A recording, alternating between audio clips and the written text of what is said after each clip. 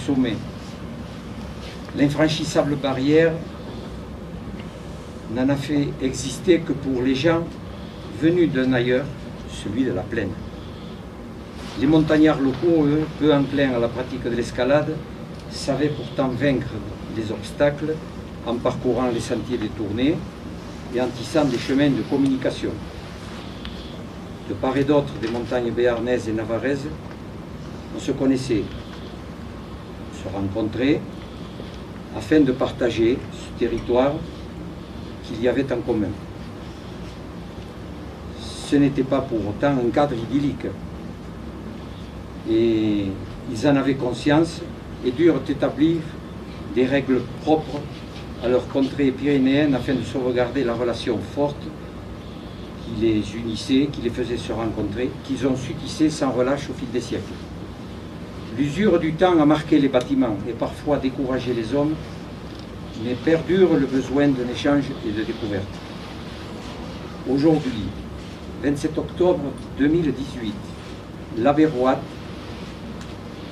et Belagua renouent avec cette trame indéflectible qui a toujours uni les montagnards. Le village de l'Esquin, en collaboration avec la Ligue de l'enseignement, la Fédération navarraise de montagne, a pu saisir l'opportunité de développement offerte par un projet de niveau européen, le projet POCTEFA. Fort de nos atouts respectifs et complémentaires dans la coopération entre territoires, nous suivons les traces de ceux qui ont apporté la preuve de la réussite.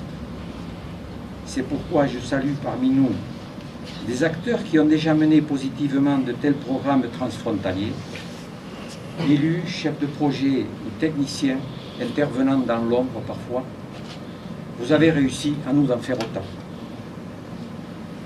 D'une même voix, nous disons désormais Belarouat et nous allons de l'avant en écho à cette relation séculaire. Mesdames et messieurs, merci de votre présence, de votre soutien, de votre accompagnement face aux enjeux qui nous réunissent dans ces lieux. Alors je me suis fait bien évidemment préparer un petit mot en espagnol. Je ne garantis pas la qualité de ma diction, mais je vais m'y employer.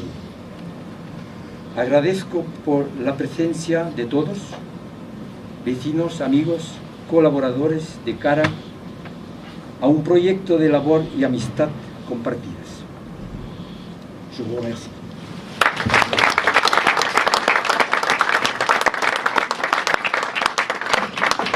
Maintenant, c'est Michel Lali. Mesdames et messieurs, je ne donnerai pas tous les titres, ce serait trop long.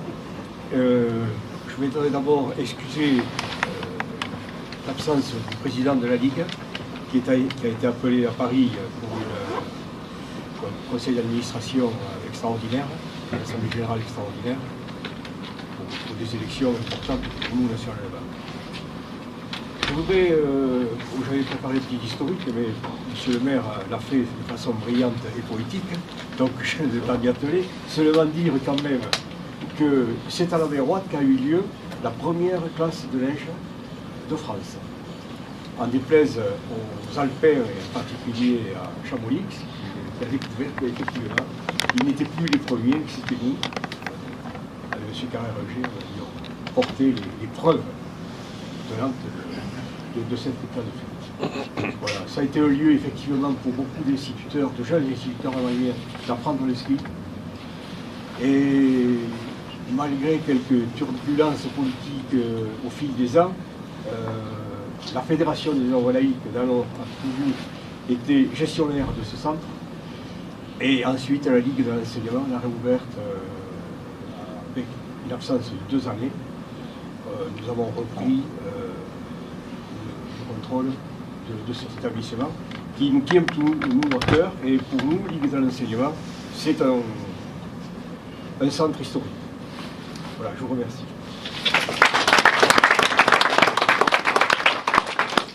Maintenant, c'est le représentant de la fédération, le président de la fédération montagne navarraise. J'en profite pour excuser M. Jesus Barras, qui était le maire d'Issada, qui devait nous accompagner et également peut-être aussi nous aider dans la traduction. Et en tous les cas, il s'excuse parce qu'il n'a pas pu franchir le col de la Pierre Saint-Martin à cause de la neige. Monsieur le Président Rousset, Monsieur Kawarape, Monsieur Sato y demás autoridades, bonjour a tú, buenos días, Ariad, Egun. Me dirijo a ustedes en representación de la Federación Navarra de Deportes de Montaña y Escalada, en calidad de líder del proyecto Belaruat, agradeciendo a nuestros socios franceses la invitación a este acto. El montañismo y alpinismo navarro están muy ligados a los Pirineos y a nuestros vecinos de la región de Bear. Navarra, en su variedad física y humana, es una región esencialmente pirenaica, cuyos orígenes se hunden en la Alta Edad Media. Gran parte de la historia de Navarra, como ente independiente, estuvo presidida por monarcas oriundos de estas tierras, de las casas de Champagne, Capetà, Ebeu, Albret y Foix. A partir de la separación en 1512, en ningún momento de su historia las gentes de Navarra perdieron el apego, ni las relaciones fraternales con las regiones hoy configuradas en la recién creada Comunidad Gran Aquitania. Con ellas tenemos además un presente común, manifestado en el territorio que nos une, la cultura, la manera de vivir y un futuro común que estamos construyendo por medio de retos como el proyecto Belaruat en el marco del programa PUCTEFA. Belaruat une dos refugios, lugares donde se encuentra descanso para reponer fuerzas, cobijo frente al mal tiempo, calor humano para compartir experiencias y colaboración ante la adversidad. Belaruat es desarrollo territorial, poniendo en valor nuestros tesoros naturales, fijando la población en este espacio único que une dos lugares privilegiados, entre los más celebrados y prestigiosos del Pirineo, la Reserva de Larra y el Circo del Escún, y con sus picos maravillosos para deleite de autóctonos y visitantes, sea avezados o alpinistas o simples senderistas. Belaruat es educación, enseñando a las nuevas generaciones a apreciar la riqueza de nuestros espacios naturales y sus posibilidades en la práctica deportiva respetuosa con el entorno.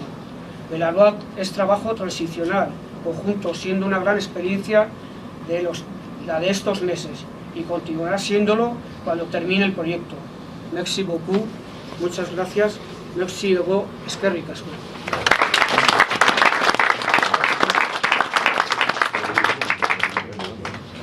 Bien, monsieur le maire, monsieur le préfet, monsieur le président du conseil régional, mes chers collègues des conseillers généraux et régionaux, mesdames et messieurs, avec qui je suis très heureux, monsieur le maire, d'être à l'ESCAM.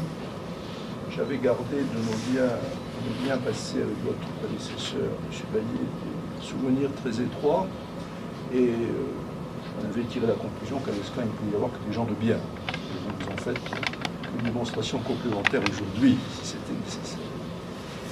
Je suis heureux d'être présent aussi au nom du département parce que cette manifestation est placée sous le signe de la jeunesse.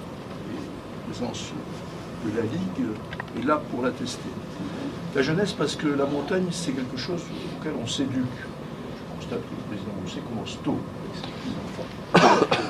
On s'éduque et dans le cadre de notre plan départemental, de notre plan de montagne, c'est un sujet sur lequel nous mettons l'accent. Pourquoi ? Parce que nous savons que ces territoires vieillissent et que notre objectif, c'est de leur permettre de retrouver des pistes d'avenir. Et l'expérience que nous avons sur les actions que nous conduisons, je parlais avec quelqu'un de ce que nous avons mené dans le cadre du leader, cette fois-ci notre programme européen, autour de la Maison de la Montagne, je regrette d'ailleurs en passant que cette opération soit interrompue, a montré que la création d'emplois, la création d'initiatives était quasi systématiquement l'action de la jeunesse. Et ramener des jeunes en montagne, leur donner la culture de la montagne comme vous le faites, c'est quelque chose d'important pour le futur. Quelque chose qui permettra de construire l'avenir. Un avenir économique, un avenir majeur en termes de présence. L'autre dimension, les autres dimensions que je trouve remarquables dans ce dossier, c'est de promouvoir à travers cet accueil et cette découverte les questions de la biodiversité. La biodiversité, c'est quelque chose de majeur. La biodiversité, elle est menacée, nous le savons tous les jours, chaque fois que nous écoutons les informations. Cette biodiversité est essentielle, pourtant, termes multiples. Nous allons d'ailleurs, dans le cadre du cocktailage, M. Valls, financer un programme sur les semences, travailler sur un programme sur les semences en matière de pelouse. Et d'ailleurs, dans son projet TIGA, excusez-moi, c'est l'utilisation de néologisme qui est porté par l'État, le département met notamment cette dimension en route. Parce que ce que nous voulons faire, c'est permettre à ce territoire aussi de s'inscrire dans des projets innovateurs et porteurs d'avenir. Et ces questions de semences peuvent être des sujets économiquement porteurs pour le futur. Diversité socio-culturelle, diversité faunistique, monsieur le préfet, selon l'un comme l'autre, à quel point c'est un sujet complexe mais important. Je le dis parce que je n'ai pas impunément traversé une longue carrière sans avoir un sentiment de responsabilité par rapport à certains sujets. Il faut organiser la coexistence entre les activités humaines et la diversité pastorale et en même temps la diversité faunistique de ce territoire. Il a cette chance d'être un territoire d'accueil pour des tas d'espèces. Et c'est une particularité qu'il a en propre et qui n'a pas de concurrent. C'est important pour notre avenir d'être capable de gérer ça. Bon, c'est complexe, je le sais, on le vit de manière passionnée, et ça c'est le propre des Pyrénéens, c'est le propre aussi peut-être de notre culture commune. Je dis commune parce que même si je suis un Béarnais de la Plaine, je ressens fortement ce que pensent les montagnards par rapport à ce territoire, un territoire fantastique, magnifique, et qui demande un travail d'acculturation et de partage. Et travailler sur le partage, c'est important. C'est important, nous avons des choses à présenter à nos concitoyens franco-espagnols. Faisons-le ensemble, et c'est l'outil et l'atout, à mon avis, de cette opération de Cocktail. On met souvent en cause l'Union européenne, elle nous conduit à nous rencontrer. Et ça, c'est formidable aussi, parce que j'ai vécu un temps de ma vie où le franchissement de la frontière ne se passait pas dans une ambiance totalement amicale. Maintenant, c'est très différent. Il y a une volonté de coopérer. Cette volonté est encouragée par les crédits européens. Saluons l'Europe, monsieur le délégué de la CTP, géré brillamment. Saluons l'Europe qui nous conduit à cet effort de travail en commun. Et je voudrais, pour terminer, dire que bravo à la Ligue de ce qu'elle fait pour faire vivre l'esprit de ces lieux et la culture de ces territoires, qui n'est pas qu'une culture de rejet, de refus, de populations, d'idées qui viennent d'ailleurs, mais au contraire, une capacité d'accepter et de s'adapter. Et votre éducation de jeunesse sera un facteur essentiel par rapport à ces données, par rapport à ces objectifs. Voilà ce que je voulais dire aujourd'hui à l'Esquin. Monsieur le maire, encore une fois, bravo aux habitants de cette commune. Je sais qu'ils portent des idées modernes et porteuses d'avenir.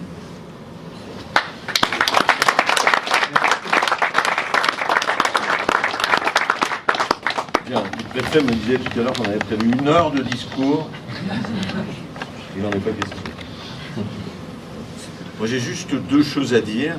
D'abord, la Berrouade est un lieu symbolique. M. Coapé l'a rappelé tout à l'heure. Un lieu symbolique de l'éducation populaire, de la relation à la montagne. Malgré les difficultés que le réseau associatif d'éducation populaire a aujourd'hui, il est important que vous restiez là, et qu'on se projette dans l'avenir. La région vous accompagnera, parce que je sais que c'est pas toujours évident, dans la période actuelle, dans la période de réduction des crédits, le problème d'incertitude sur le financement des collectivités locales, et y compris de la région. Voilà.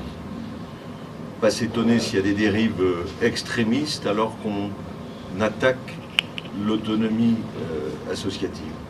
Il faut qu'on reprenne cela, me semble-t-il, dans tous les domaines de l'éducation populaire, le domaine humanitaire, le domaine de la santé et de l'accompagnement. Le deuxième point aussi, je voudrais féliciter, beaucoup de choses ont été dites, tous les collaborateurs de la région, de la CTP,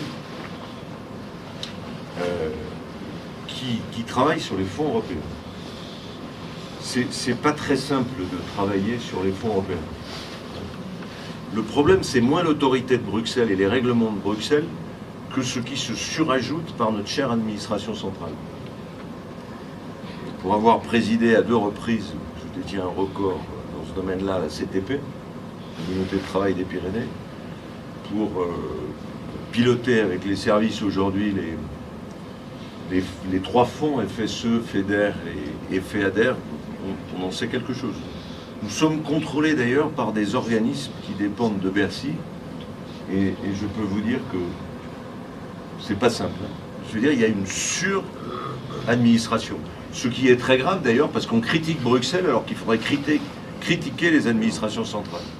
Et je me souviens, je regarde Ondier Sainte-Marie, et lorsqu'à un moment donné, Bruxelles s'étonnait qu'on mette autant d'argent sur les cabanes, sur l'héliportage, sur le multage, sur tout ce qui permet aux bergers d'avoir des conditions de vie, de pouvoir monter leur famille, de pouvoir y accéder, de pouvoir... On a fait venir les experts de Bruxelles. Et on a pu retrouver un taux de subvention de 80%. Et ils sont montés dans les cabanes. On a fait 2 heures de marche. Jamais j'ai vu ça de l'administration centrale. Jamais. Jamais. Donc je voudrais féliciter parce que toutes ces équipes sont des équipes de militants. Je pense à Marc Moulin et à son équipe de ce que nous avons créé avec le Pays Basque espagnol, avec la Navarre, avec l'Aragon. Voilà. Il ne faut pas oublier ensuite que les Pyrénées, c'est une frontière. Je ne sais pas si Marc Cabane s'en souvient, lorsqu'il était préfet des Pyrénées-Atlantiques, le Conseil général d'alors, avec Jean-Pierre Crémer, avait lancé une campagne de pub sur la frontière pyrénéenne. L'image de cette frontière, et M. Capet évoquait tout à l'heure la difficulté qu'il y a de passer d'un lieu à un autre. Alors, pour un randonneur, c'est super, c'est même stimulant. Quand il faut y vivre, quand il faut échanger, monter en estive, échanger les bêtes, c'est pas tout à fait pareil.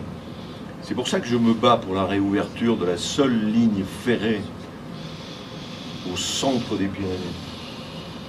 C'est pour ça que je la réaliserai. Les travaux de défrichement vont continuer.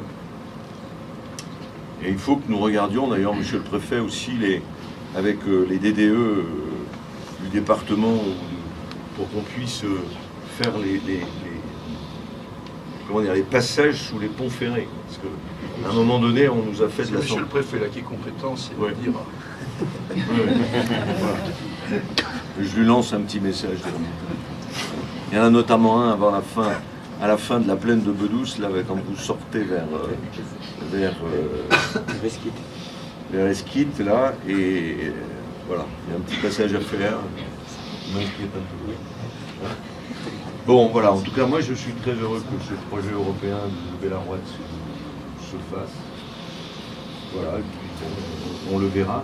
Ce qu'il faut vraiment, c'est que ce site de la Bellerotte soit au top, je le dis aux responsables du site, soit au top de l'accueil, des conditions sanitaires, voilà. Et puis qu'on y trouve un système qui soit peut-être plus écolo en matière de chauffage. Monsieur le maire. C'est bon pour pouvoir faire tout ça. On peut pas faire la région est à vos côtés, il n'y a aucun souci. Voilà, merci.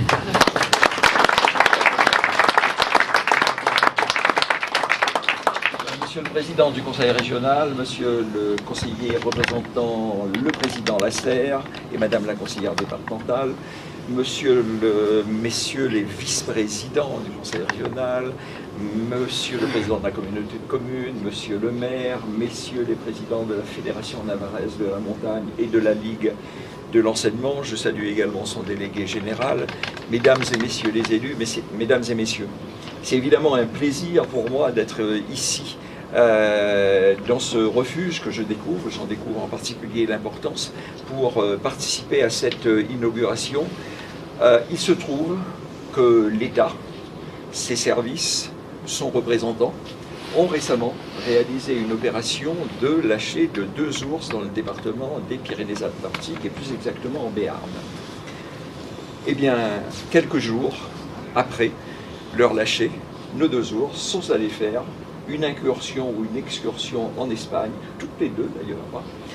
Brève, je tiens à le dire, autant l'ours espagnol Goyat a pris ses aises sur le territoire français, autant nos ours ont fait une ou deux incursions de courte durée pour souligner finalement combien, même s'il y existe une frontière entre la France et l'Espagne, même si les Pyrénées s'apparentent parfois à une frontière, combien finalement cette frontière-là est franchissable et peut être dépassée.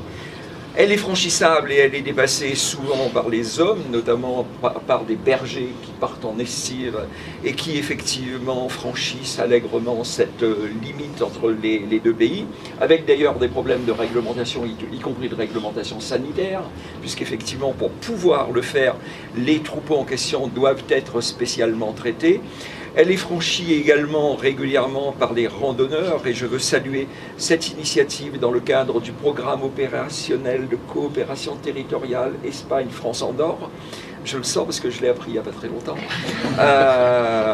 Je m'étais longtemps demandé c'était quoi Stéphane. Je veux saluer cette initiative parce que au moment justement où l'État a fait cette opération de réintroduction de 2 ours, il a tenu à souligner combien la défense de toutes les formes de biodiversité et le développement des vallées lui était particulièrement cher. Le développement, il y a plusieurs manières de l'approcher. Il y a ce que j'appelle le mythe du bateau, mais qui généralement est plus en vogue dans les îles du Pacifique que dans les montagnes européennes. C'est de dire, il n'y a qu'à attendre, et un jour arrivera effectivement le bateau, la grande entreprise, le chef de je ne sais trop quoi, qui va amener l'argent, les investissements, et effectivement, il nous apportera le développement. Et puis, il y a le développement, tout simplement, qu'on construit pas à pas, progressivement, à partir du territoire, en développant chaque activité qui existe, en faisant en sorte, effectivement, que l'activité, jour après jour, croisse sur un territoire. Pour moi, ce projet POCTEFA s'inscrit directement dans cette logique-là, puisque derrière cet équipement, nous avons effectivement des randonneurs, nous avons des camps de jeunes, nous avons des colonies de vacances, nous avons beaucoup d'initiatives en vue de développer la fréquentation du sentier effectivement de grande randonnée, mais aussi tout simplement de l'ensemble de cette montagne. À 2 pas d'ici, le conseil départemental porte un projet autour du fort du Portalet, permettant notamment de relancer cette voie de la route de Saint-Jacques-de-Compostelle. Plus au sud, il y a un projet également ambitieux de rénovation, de réhabilitation de la station du Somport. Je sais combien le conseil régional est lui-même attaché d'ailleurs au fort du Portalet, notamment son président d'ailleurs, combien il est attaché au développement de toutes les formes de tourisme dans ces montagnes pyrénéennes, et je crois réellement que le développement viendra tout simplement de la multiplication de ces initiatives. Je tiens à souligner d'ailleurs que l'État, en tout cas son représentant dans ce département, dans le cadre de la gestion de la dotation d'équipement des territoires ruraux, je le dis et je le martèle, la priorité des priorités pour moi, c'est tous les dossiers à connotation économique, que je n'hésite pas à financer à 60% de dotation d'équipement des territoires ruraux, parce que je considère que c'est effectivement travailler pour l'avenir. Trop souvent, les maires ont des projets, alors évidemment il faut rénover la mairie, rénover les équipements, rénover la salle polyvalente, mais on doit aussi se poser la question de savoir, dans 20 ans, qui utilisera les équipements que nous rénovons aujourd'hui. Et si on veut que ces équipements soient encore utilisés, il faut chaque jour s'accrocher effectivement à la moindre possibilité de développement de l'activité. Un mot peut-être, Monsieur le Président de la Ligue de l'enseignement 64, il se trouve que récemment, il y a eu la suppression de la réserve parlementaire. L'ex-réserve parlementaire a été divisée, une partie est venue alimenter la dotation d'équipement des territoires ruraux, et une deuxième partie est venue alimenter ce qu'on appelle le fonds de développement de la vie associative. Et il me semble que dans le cadre, alors pour 2018, nous venons de boucler les décisions de financement, mais pour 2019, je pense que des projets de cette nature, de développement effectivement d'activités, notamment dans un cadre transfrontalier, auraient toute leur place dans le cadre des décisions de gestion de ce fonds de développement de la vie associative. Merci donc encore pour votre invitation. Bravo pour cette initiative. Je souhaite évidemment longue vie à ces 2 refuges. Un refuge nouveau donc à Belaya, un refuge rénové à la Béroite avec ce joli nom de Bélaroite qui en est issu. Et je ne doute pas que cet équipement vivra 1000 ans et qu'il fera effectivement, il donnera un refuge à des centaines et à des milliers de personnes chaque année. Merci.